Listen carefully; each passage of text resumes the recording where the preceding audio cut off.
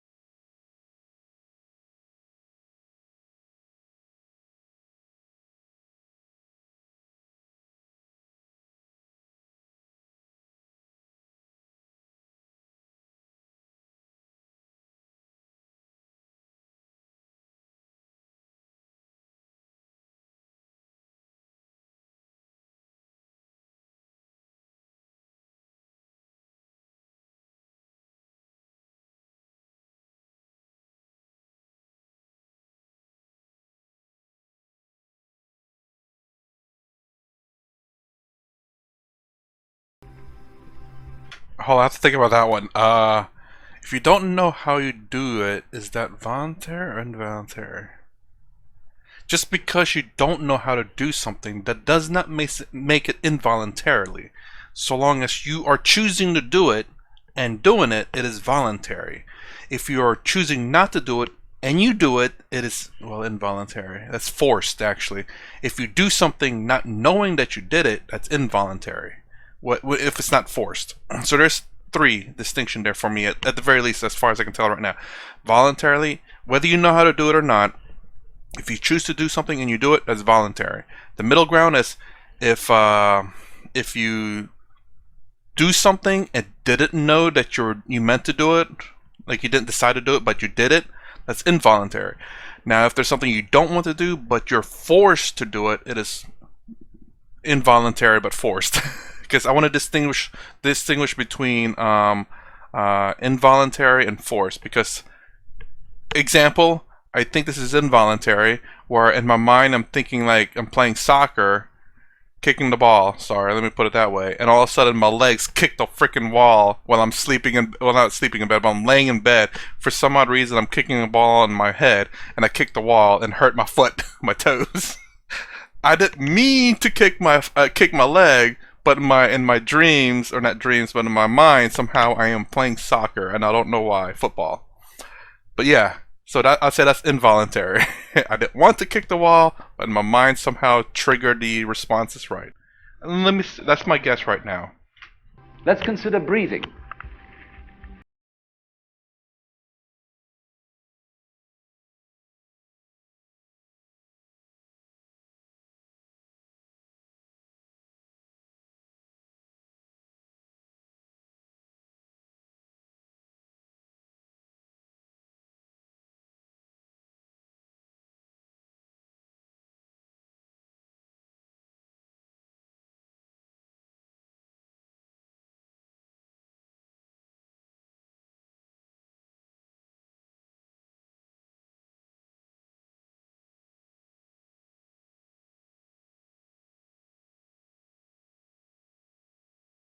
You or do you not do these things?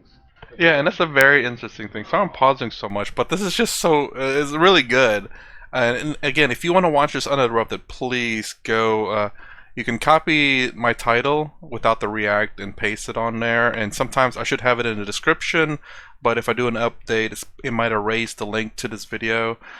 But yeah, there's a lot of things in our body that we do not control. It's mostly involuntary actions. Breathing, for the most part, is, I don't know, I think it's 50-50. When you're awake, you voluntarily do it.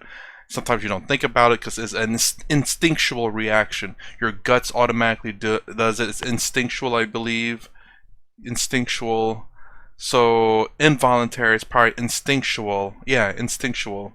Because there are people out there who are trained to do something and they react on instincts, because instinct is super quick compared to having to think about something or thinking about doing something. It might be too late, especially in survival situations. Now, if you get with yourself,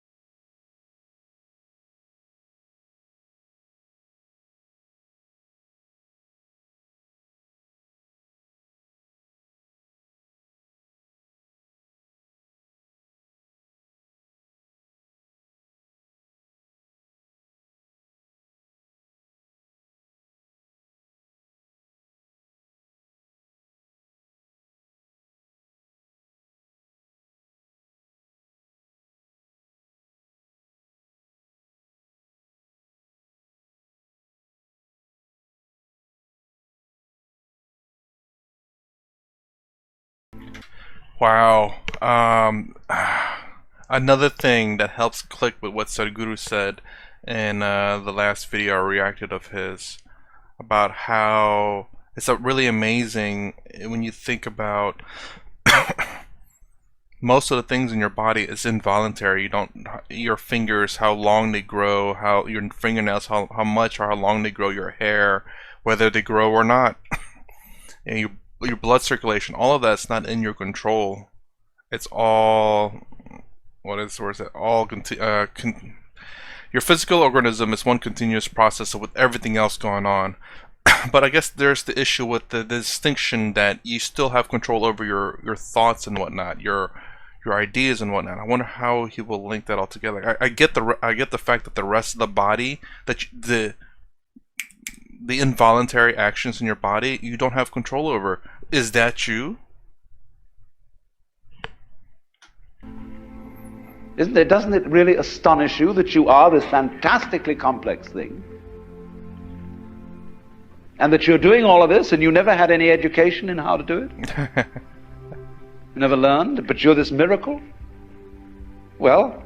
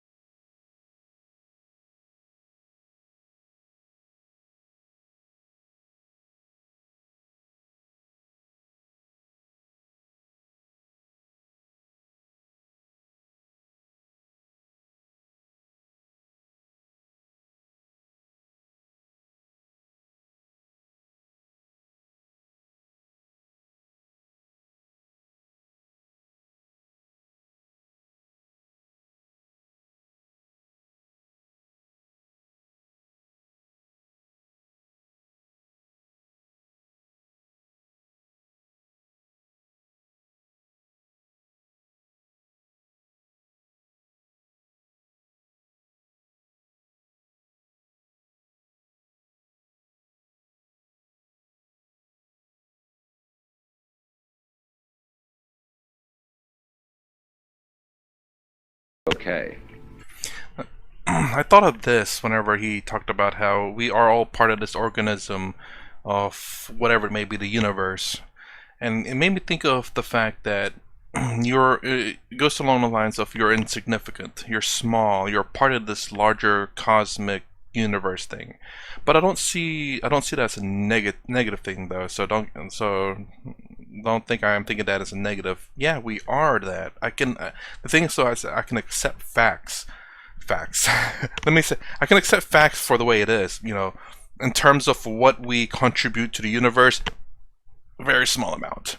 The terms of the damage we cause in the entirety of the universe, very small amount.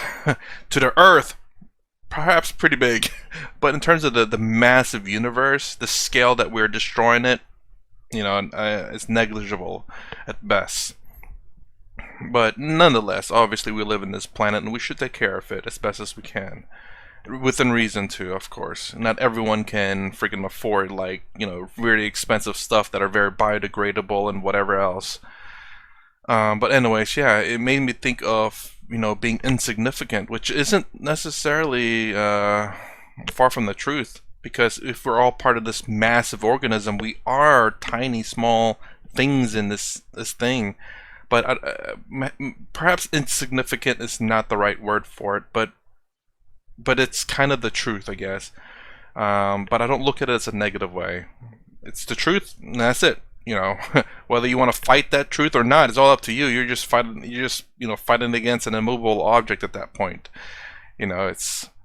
But it's something that I've heard people say, and it was taken negatively. But at the same time, I see it as something that's the truth. And yeah, we are part of this larger.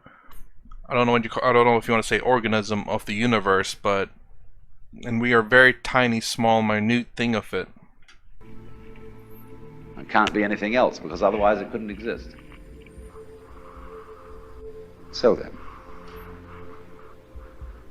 if you awaken from this illusion,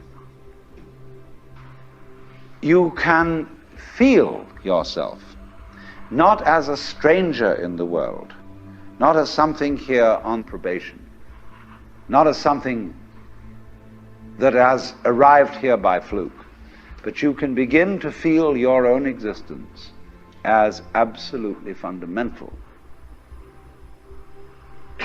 What you are basically,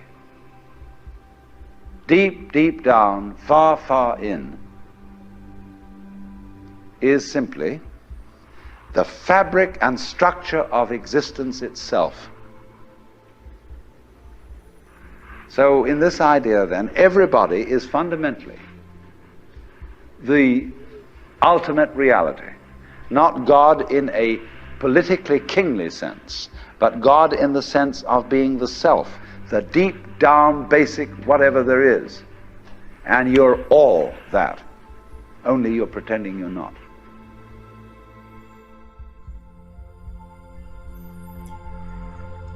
The relationship of the self to other is the complete realization that loving yourself is impossible without loving everything defined as other than yourself. Wait, the relationship of self to other is the complete realization that loving yourself is impossible without loving everything defined as other than yourself. Realization that loving yourself is impossible.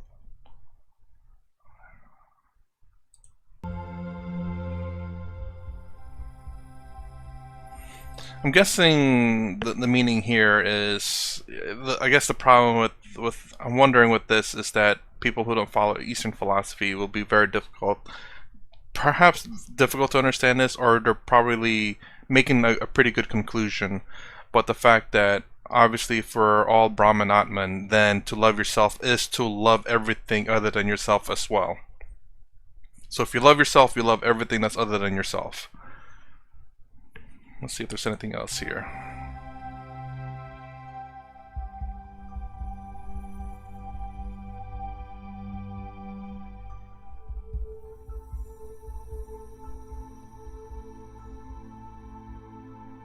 Do check out their videos. I'm gonna look around in their video list just to see if there's anything I want to watch on my own. Wisdom for a better life. Carl Jung, How to Find Your Soul. Looks like there's a lot of cool stuff there. So please check them out. Again, you can copy my title without the React and paste it, and then the their thumbnail will be right there. And just in case, the link is not in the description, because if I do a mass update on the description, it will remove everything and have a kind of a standard thing. Anyway, that's interesting. Again, another thing, the problem is trying to understand it from, I guess, in a way to explain it to a Western mindset. And it's still very difficult in how to explain that, which I don't know how yet. And that's the, and by having that I don't know how, it's also because if I don't know how to explain it, then I don't understand it myself, obviously, to some degree. I have different mindsets and different ways of understanding it, but I must have all those different mindsets understand it to fully understand something. I understand different aspects, but that doesn't mean I fully understand the concept behind it. And I know I've been reacting to a lot of videos I should have gotten now, but I have to go based on how I understand it and my experience with it. And I think Alan Watts points to it kind of Advaita Vedanta, I believe, not sure, and how everything is, in a sense, Brahman, because of that last quote that he said. It's the only way that makes sense to me. It's the fact that he believes we are all one. And actually a lot of the quotes in this video, how we're all this one massive organism, kind of, I believe, if I understood it correctly, that we're all part of this one big cosmos, as one flowing entity in a sense. And when we realize that, everything becomes easier. And in some sense, I don't know if that translates to my way of thinking about how when you learn to accept things as they are, life becomes easier, because that's the way how I've done my life, in the sense where if a person is that way, I can accept you as that way. That doesn't mean I have to like you or anything. I can accept you and I don't have to fight you, in a sense, because that's the way you are. I challenge you maybe, but if you still aren't that, that's fine. You know, if certain things happen in your life and you've done the best you can, then that's just the way things are. And instead of having to process and mull over it so much and beat yourself up over it, understand that, you know, you can maybe understand the situation and see how to better improve yourself, but to constantly think what you could have done, and in a, how do I describe this, in a stereotypical manner, which you beat yourself up over, is not a good way. You could say, okay, I guess I could have done things better. How could I have done that so I can better myself in the future? As opposed to saying, oh, I should have done this, I should have done that, I should have done this and that. Oh my gosh, I can't believe it. You know, you were beating yourself up over it. There's a difference there. So anyways, that's my reaction to the false idea of who you are, Alan Watts. If you like my content, please consider subscribing, thumbs up, thumbs down below. Thanks for watching. I'll see you in the next vid.